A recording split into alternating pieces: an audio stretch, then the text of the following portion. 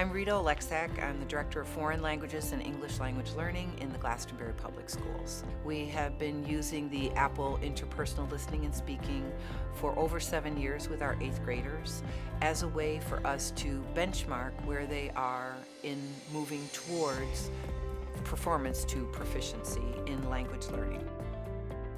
My name is Chang, and I teach in Glastonbury Public School. I teach in a high school, and I also teach in Gideon Wells School, which is a 6th grade school. The external test changed the way we teach, not because I want my kids to succeed in Apple. If this is the goal for the kids to be able to use the foreign language, the target language in the culture, in the country, this is what I need to do.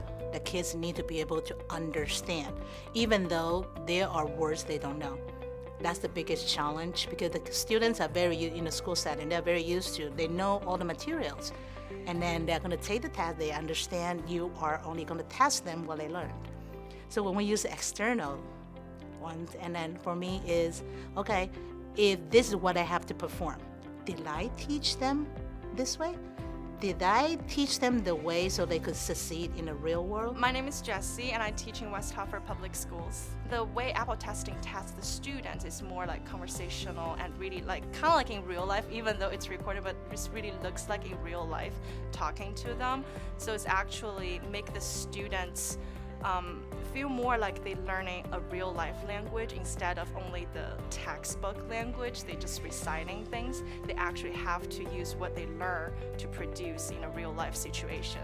My name is Jimmy Wildman. I am a Spanish teacher here at Glastonbury High School, and I am also the head teacher for the Foreign Language Department. Well, I think when it comes to Apple, having the gradations for those novice students and intermediate students is really important. Because they're the folks who can do the least. So they're the ones that you need to show them what they can do. So being able to look at an Apple score report and see N3 or N4 and what they can do really shows them that they actually do have skills in the language. And I think so often our newest language learners go, well, I can't do that, and I can't do that, and I can't do that. Because realistically, they can't do a lot.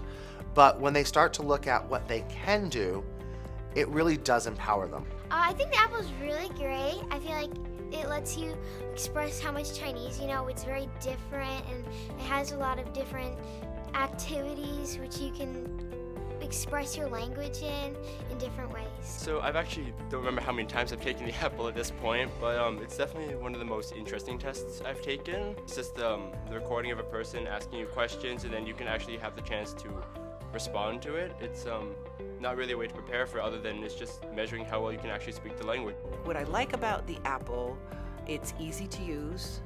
We've had no issues related to the use of it with technology and software in the classroom. We have had good conversations with the staff. They are available when we announce that we're testing in case we have any questions on the day of testing.